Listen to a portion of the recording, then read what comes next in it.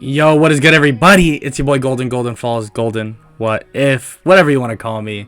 And I'm back with a brand new Demon Slayer What If. I'm super excited about this one. It's what if Tanjiro and Nezuko swapped roles. So I'm gonna do a quick disclaimer, couple things. First off, art in the thumbnail. Shout out to the boy in the description. I don't know exactly how to pronounce it, but my thumbnail editor, I guess, reached out to him, had him do it for me. So it should be in the description, the name of the person that did it. So shout out to him. Also, there's a lot of female voices in this, and obviously I suck at doing female voices. So if y'all are like KW, you guys like hearing me do it, like the female voice, and it's kind of funny because I embarrass myself and it sounds horrible, then sick. But for the people that actually want to hear good voice acting, it's not gonna happen. Sorry. I'm not good at it, and at this point I can't get someone to voice the female characters. Eventually I'm sure I will, but right now just can't happen. But yeah, Nezuko being the main character, obviously a lot of more female voices, quote unquote, it's gonna happen. But yeah, that's about it. Like I said, if you enjoy, please leave a like and subscribe. And if y'all enjoy this enough, I'll get part 2, or the technically probably the finale, will be out as soon as possible, like right off the rip. But if not, if you guys like it but you don't like it that much, then I'll probably just continue a different series that I've been doing, or finish up Copy Quirk, or finish whatever. I'll just go down basically what my original plans for the week. But that's about it. I'm sorry I took so long talking. Yeah, I won't waste any more of your time, and we'll get right into the what if. Let's get it. There was once a world that was full of demons, and there were people out there called demon slayers that would protect this world. But even with those demon slayers, tragedy always struck. Nezuko, you don't have to go. I do, Mom. I really do. Tanjiro's hurt, and I want all of us to have a good New Year. Nezuko is then approached by her other siblings, and they beg her to come with her, but their mother says that they especially cannot because Nezuko is going on her own. Yeah, sorry Nezuko. Not very, well, big brother of me, like, huh? It's really okay, Tanjiro. I know I'm not that much younger than you, and I don't mind helping out the family. Nezuko takes the coal her family has been building up and heads down the trail. She arrives at a nearby town, and everyone asks where is Tanjiro, and she tells them that he sprained his ankle recently and she's filling in for him.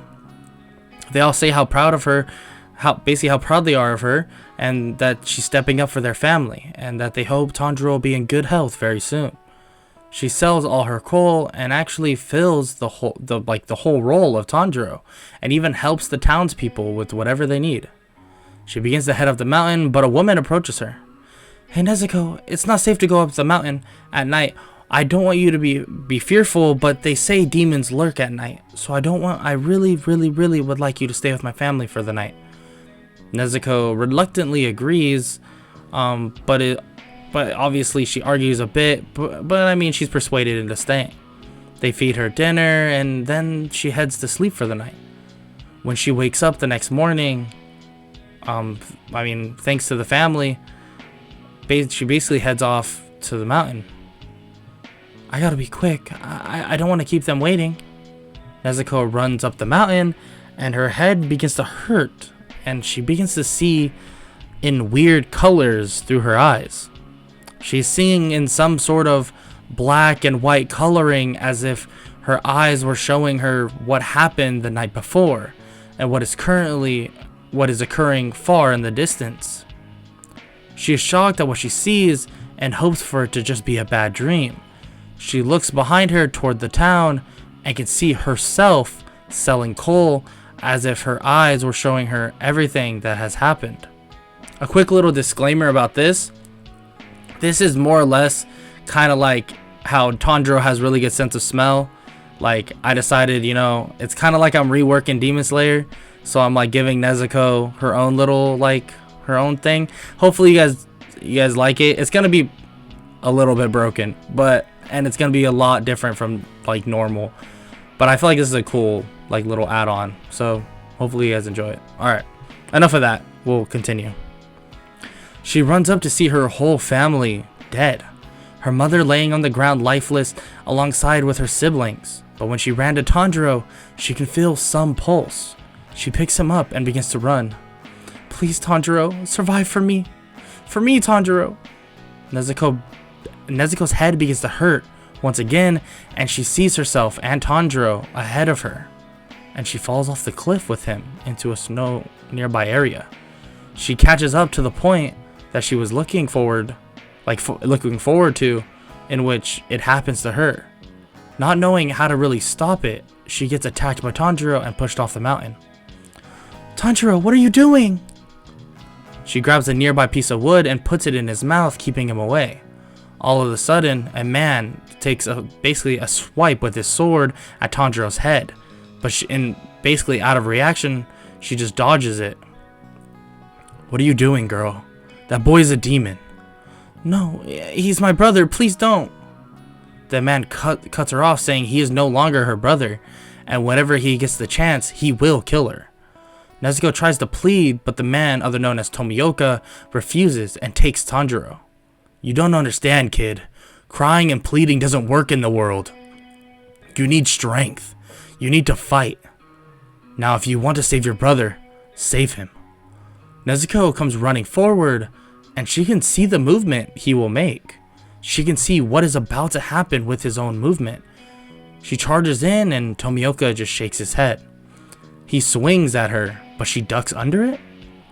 Tomioka looks in shock, and he takes a punch to the stomach, and he hits her on the head with his hilt.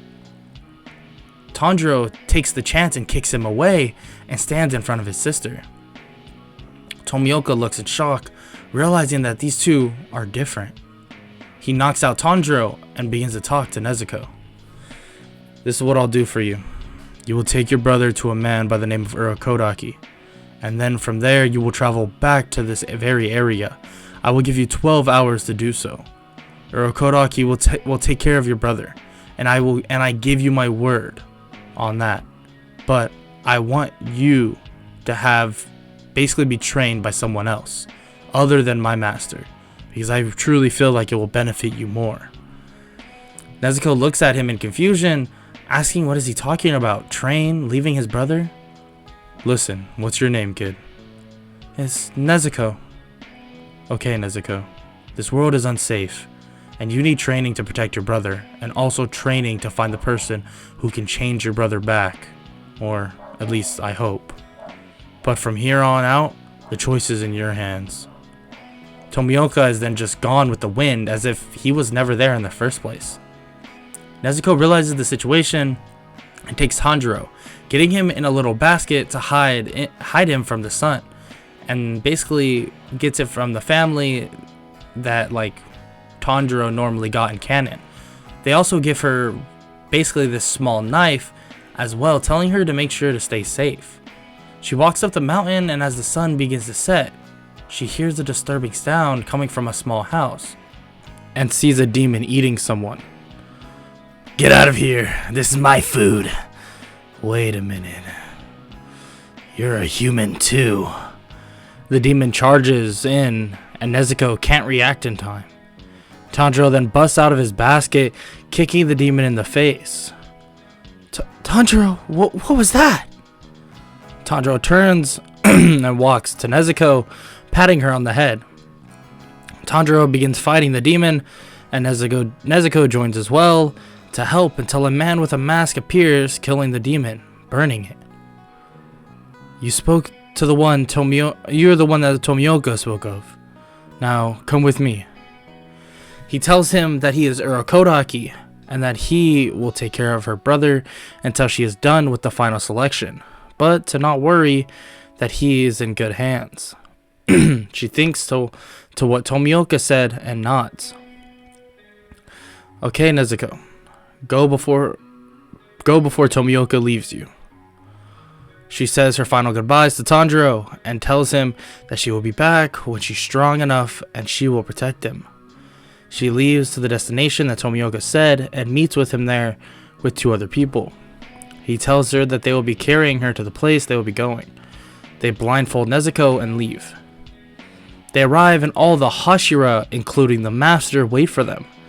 Tomioka explains that for her to save her brother, she first needs to confess the fact of her brother being a demon, and also that she, himself, and Urokodaki will take responsibility for any actions Tanjiro makes in terms of eating humans. She looks in shock at him. She stands and begins telling her story up to this point, that she got home and her whole family was dead, and that she wants to be strong so that it will never happen again. She also says that she has no doubt that if Tanjiro ever steps out of line during however long she is away, Urokodaki will kill him, and that she will put her own life up for her brother, and that if he ever eats a human, she will basically off herself. The normally quiet Tomioka steps forward and says that he will take his own life as well if Tanjiro does such a thing. Most of the Hashira protest, except for one with pink hair who steps forward. She exclaims that what she is doing is so noble, and that all she wants to do is protect her family. She looks toward the other Hashira and tells them that wouldn't they want that chance back again? She apologizes to the master for speaking out of line, but then says she will also offer her life for her student. She smiles and looks at Nezuko, and Nezuko begins to cry. The master decides to agree with the terms and allow for Nezuko and Tanjiro to join the Demon Slayers as long as she passes the final selection, saying to the Love Hashira that it is her job to make sure she is ready. She agrees, grabbing Nezuko's hand, running off. Okay, first Nezuko, my name is Mitsuri, but feel free to call me Sensei during training. Okay, Sensei, so how will I be training? The Love Hashira throws her a sword, and jumps at her with a wooden one. They began training for weeks, and weeks turned into months, and eventually months turned into 2.5 years. Nezuko, now knowing the first 3 forms of love breathing proficiently, and also how to use concentration breathing constant. During this time of training, Nezuko told the Love Hashira about her experiences with her eyes, and what she has been able to see. But when she uses it, it gives her a splitting headache and seems to have some restrictions.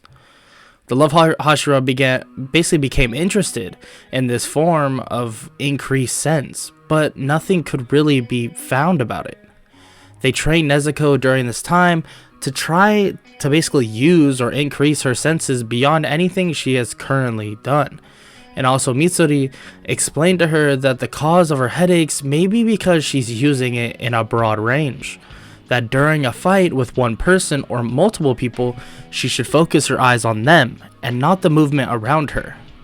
If she does this, it should reduce the pain and also make her a better fighter. Even after the 2.5 years though, she still can't hold her focus on one person or multiple people without seeing the outside world. Her eyes have basically a tendency of seeing where the leaves would fall or where animals would run 5 to 10 seconds in advance, hurting her focus on the person at hand.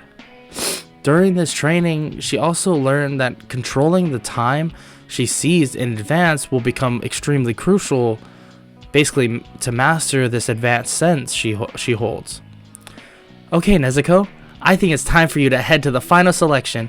I have taught you as much as I could to get you ready. Nezuko thanks her and basically tells her that she won't let her down. Mitsuri tells her that she knows and to make sure to bring her brother here before she does anything. Also that the missions near Urokodaki will be handled by another demon slayer and that she has a more important mission to be fulfilled. Nezuko agrees and heads off to the final selection. She arrives with another Hashira student by the name of Kanao, but when she tries to talk to her, she just looks, smiles, and doesn't say a word. They enter the area full of these beautiful pink trees, and the 2 proctors begin to explain. They explain that they all must survive 7 days with hungry demons, and at the end of it all, they will be deemed demon slayers. Everyone enters, and they all scatter. Nezuko walks through the forest and is about to get jumped on by a demon. Until second form, Love pangs. In an instant, she basically slashes around Nezuko, and it blows the demon back, killing it. I will do this for Tanjiro. I will make him human again.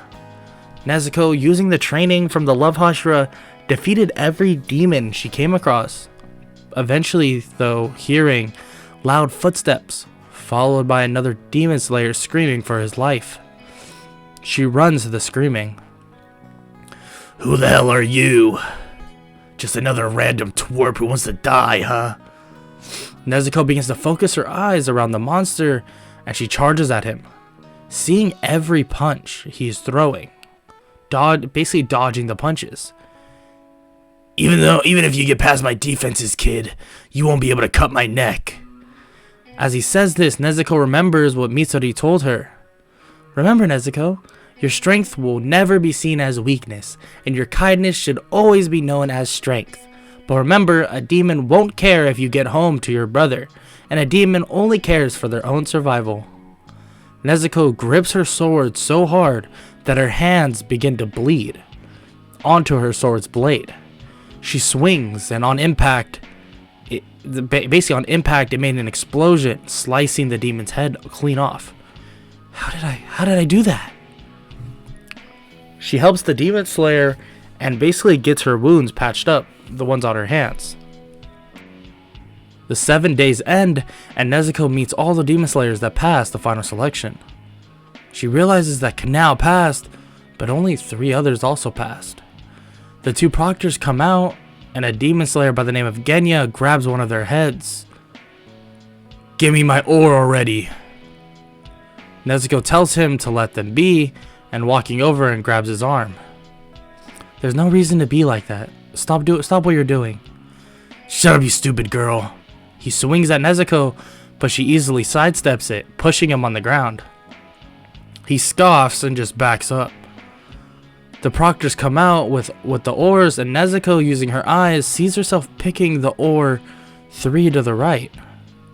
She walks up and grabs it, and she begins to run away down the mountain. I can't wait to see my brother. She finally makes it down the mountain to see Tanjiro outside with Urokodaki with a bamboo in his mouth. Nezuko runs and hugs him, and she cries with Tanjiro and Urokodaki. Nezuko then stays the night while waiting for her weapon to come, and tells Urokodaki all the things that happened. He explains all about the blood demon arts, and that he is proud of her and that she is committed to becoming strong for her brother. She thanks him for taking care of Tanjiro, and he tells her that it's really no problem, and he pulls out a box for her to carry him in. They eat and then eventually head to bed.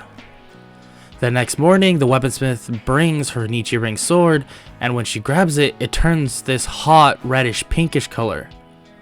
Whoa, it's like Sensei's. The weaponsmith asks, does she mean the Love Hashira? And Nezuko tells him, yeah, but he explains that this pink is something he's never seen though. What do you mean? Well, Demon Slayer, pink is a symbol of love, but I've never seen this fiery pink. I've seen a light pink, but not a fiery one. She basically explains what probably has something to do with it, and tells him that when she bled on her sword, it made some strike explode in flames. The weaponsmith looks in shock, thinking that must be the reason, but it can't be just that. He decides to basically take his leave and wishes them good luck. Well, Urokodaki, I need to leave as well. I promised Sensei I would visit with Tanjiro before I do anything else. Urokodaki nods and tells her that if she needs anything, to visit him. Nezuko thanks him and leaves back to the Hashira mansion. She arrives with a box on her back. Hey Sensei, I'm back. Mitsuri isn't here at the moment. Oh, Wind Hashira, how are you doing? Is that the demon?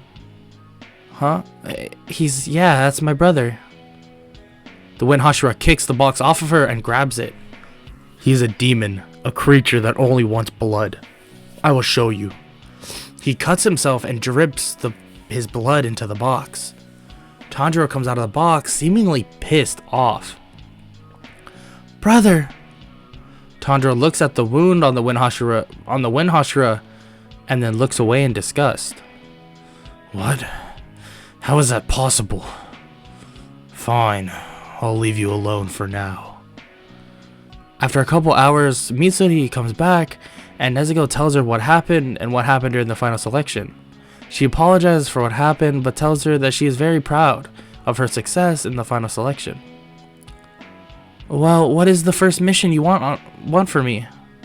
Mitsuri then tells her that she needs to head to a city close to where she once lived, and that supposedly a demon lives amongst everyone. Nezuko accepts and heads off, thinking maybe this demon will have information on Muzan. She takes Tanjiro and begins to leave. I'll be back soon, sensei. She waves with a smile and tells Nezuko to be safe. They leave, and when they arrive at the city, Nezuko takes Tanjiro out of the box and they sit on the bench. She walks around scouting the area until she spots something. I almost missed it, but that man... Wait, that man reminds me of something. Nezuko begins to remember what she saw with her heightened sight. This man is the man that killed her family. This man is Muzan. She runs at full speed and grabs his shoulder. And he turns. Oh, what do you need, child? Nezuko looks to see Muzan has a family, a wife, and a kid. Muzan begins to walk away and Nezuko speaks up. She screams his name and he slightly flinches at it. She tells him that she doesn't understand all this, but she will never forgive him, ever, and that she will find him. He continues to walk away, and his veins pop out as if he was seriously angry. She heads back to Tanjiro and tells him she is sorry for leaving him here, and then a boy approaches them. You two, you need to come with me. Lady Tamiya wants to speak with you. Nezuko looks in confusion, but decides to just trust the boy and follows. She looks a bit ahead and sees that they are going to a hidden area. They walk through a wall and enter a house. Lady Tamiya, they are here. She greets them, explaining that she is a demon like her brother, and she seeks the same goal as Nezuko, to defeat Muzan. Nezuko asks about a cure for demons and if it's even possible, and Lady Tamiya explains that it should be, well, hypothetically speaking. While this is happening, Tanjiro is just rolling around on the carpet. Oh, I'm so sorry about him. She tells Nezuko it's fine and that it's really nothing to worry about. Nezuko then freezes for a second. She asks them how secretive this place is, like truly. And she tells her that it's very secretive. As she says this, a ball goes flying through the wall. Nezuko then slashes the balls flying through the building, and her sword extends like a whip. Wow, it's just like Sensei's. Nezuko pushes out of the building and approaches the demon. Please, leave now, before I have to kill you. Kill me? Don't make me laugh, kid. How could you do that? Love breathing, first form. Shivers of first love. Nezuko charges forward, slicing around the demon, and she crumbles into pieces. She looks around and cuts to the second demon out near a tree. Wow, impressive, Demon Slayer, but I won't die as easily as her. Nezuko gets caught by one of his arrows and begins moving around in the air. She thinks to herself that how she's supposed to get out of this, but then looks to see that everything has a pattern, and if she moves in a certain direction with enough strength, she should be able to break free. She pushes off the wall and goes flying at the demon, extending her sword, slicing the demon in half, and he disappears. Nezuko falls to the ground, extremely tired, not using this much energy in, well, a while. I mean, honestly, since her training. That was more tiring than I thought it would be. Rui and Lady Tamiya run over to see if Nezuko is okay, and she says that she is fine, but they really need to find this cure.